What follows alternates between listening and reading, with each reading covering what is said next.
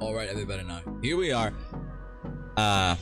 We are going to go over spell suppression with a little bit more detail. And for those of you who don't know what spell suppression is, it is their basically their replacement to spell dodge, because, well, some sort of a replacement to spell dodge, because I will give you more details about what they want to do, how they plan to get it done, and basically show you, or like try to explain to you how I see it. You know, despite being a casual, it seemed to be pretty alright. So for those of you who have already seen the news, you know, everyone else has been talking about it. Dodge is dead. That's right. And the reason why they have killed dodge is because you could just easily stack dodge and then spell dodge and then evasion. So, you know, there was just basically cramming all of these multiple layers of defenses together, which is, you know, something that we're all used to, right? So what they've done is that they've basically removed dodge. They have buffed evasion so that you can get capped easier. And since of course we know that evasion focuses on attacks, this is their partner for those evasion based characters, and that is spell suppression. Now what spell suppression does, it is basically almost, I guess you could say, you know, pretty much like glancing blows and pretty much like dodge ish, but its main purpose is to give you a chance to have any form of spell damage taken. And the important part is that this can be stacked up to 100%. So long story short, what you want to do is, you know, of course, yeah, as often as you would want to, or as much as possible, you would want to stack this up to 100% so that any form of spell damage that will be dealt to you is halved in damage, right? So to go into a little bit more detail, the spoiler says that spell suppression is designed as the dexterity's character's best answer to spells. In general, spell suppression gives easier access and more reliable spell damage mitigation for dexterity characters without reliance on specific uniques, which is pretty much true. So, you know, you won't have to try and stack as much spell dodge as you usually would if you were to be using, you know, acrobatics and phase acrobatics, right? And this also opens up the opportunity for other builds as well, you know, even duelists at this point, to try and also, you know, see if this form of defense will actually be worth it. So it also says that they're claiming that it is much more reliable than spell dodge, but has a lower maximum. So I guess you could say that is true somewhat, because you can stack the chance for spell suppression to work up to 100%, so that guarantees having any spell damage. But of course that will mean that you will be taking the damage nonetheless. You will have to mitigate that by having higher life. And of course, you know, any DOTs are still going to be there. They will still be applied, which means, you know, again, you're gonna have to have some life. And they've also said there will be a few specialized ways to invest in increasing the spell damage suppressed to reward high investment if you want to further protect yourself from spell hits. So the first bullet says that spell suppression will be found on various passive skills in the evasion areas of the passive skill tree. So mostly, you know, within the ranger side, closer to the shadow, maybe somewhere in the duelist area, but on the very edge at least. And the evasion wheel at the center of the passive tree no longer provides accuracy, but provides a combo of evasion and spell suppression. So that's basically the area of the Scion, if you can remember. Let's try to open up PoE Planner. Let's open it up real quick. Let's try and have a look at it for you guys. It's alright, let's just keep on opening the passive skill tree. Can we just... Wait a minute.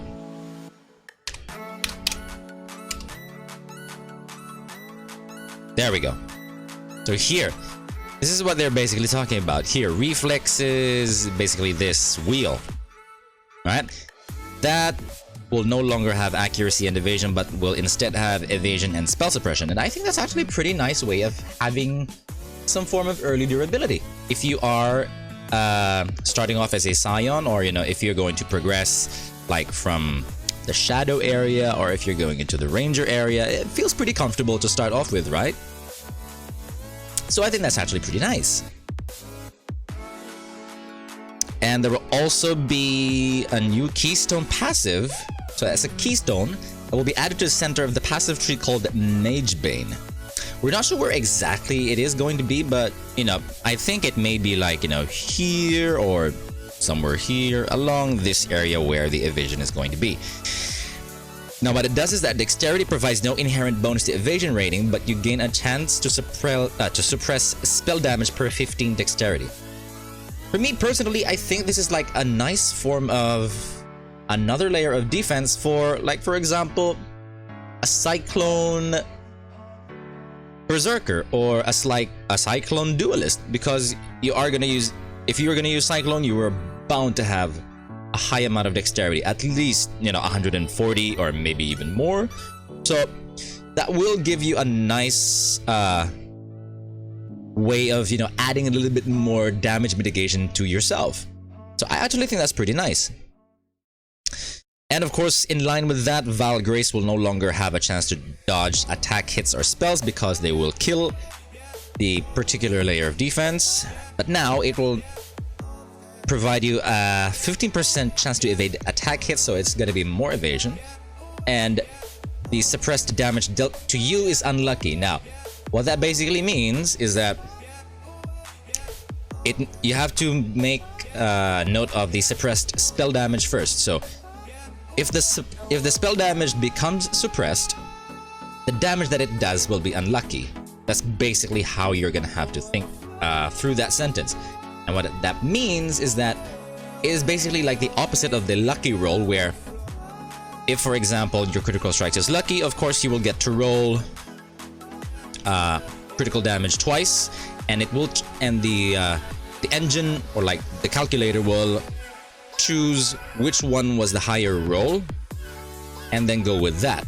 So for here, when the spell damage dealt to you is unlucky, that basically means that it will roll the spell damage dealt to you twice, and the lower roll is the one that will be applied to you instead of the higher roll.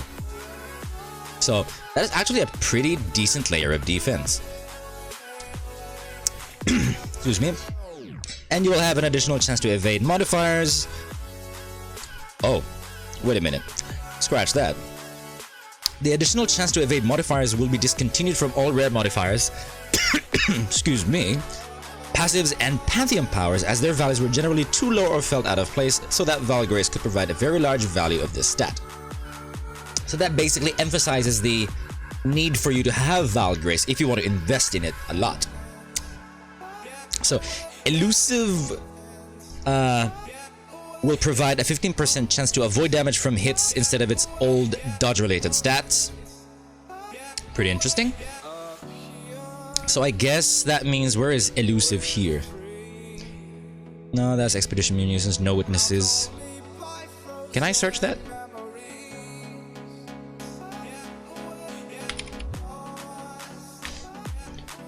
Where is that?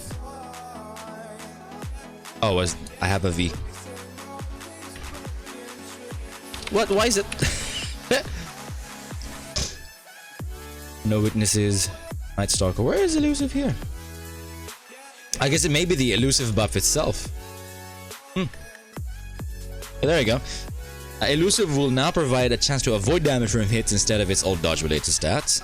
Okay. Wind Dancer will be changed to further improve high evasion builds rather than reducing evasion chance, but making it riskier rather if you're not evading attacks a lot. So it basically means that Wind Dancer will be more tailored to builds that already have a high amount of evasion.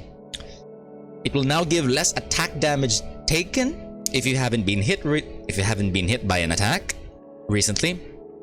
and more evasion rating and attack damage taken if you have been hit. So you will be given more evasion if you have been hit, but the attack damage will be increased as well if you get hit again while Wind Dancer's buff is not active. So technically it is better for evasion characters that have a high evasion rating and bad for characters that are being hit a lot. And it has no interaction with spells now to focus its interaction on evasion itself.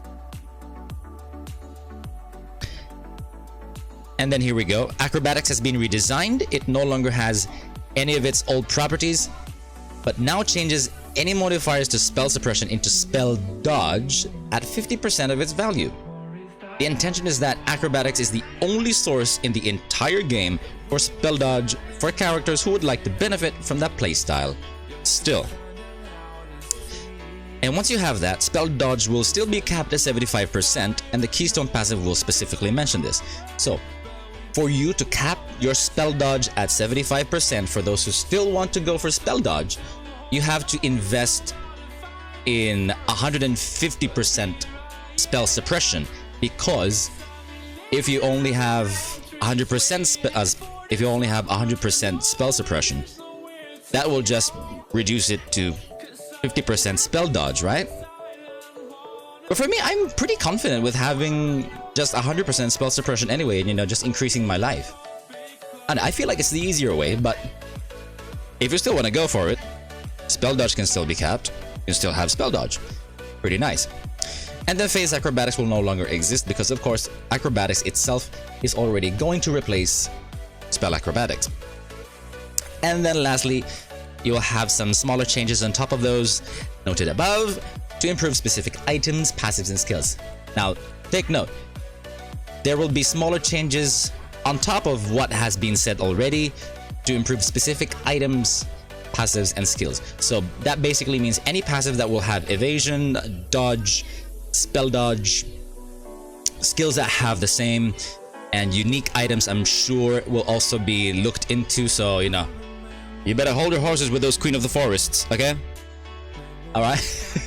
So yeah, that has basically been it when it comes to spell suppression. It's a very, very interesting defensive layer, and I actually may be curious enough to actually give it a go. I think I may actually make a ranger after 7 years of gameplay.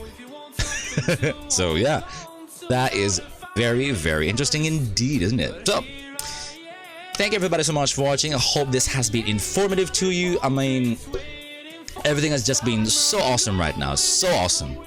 So I hope you guys are as hyped as I am, because I am hyped as hell.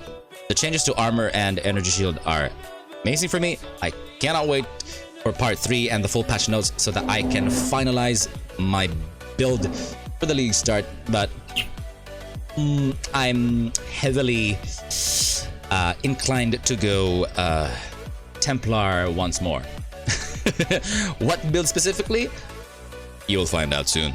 So that has been it for me. I hope you all enjoyed. You know, man, it's just been amazing. And I shall be seeing you all tomorrow for part 3, eh?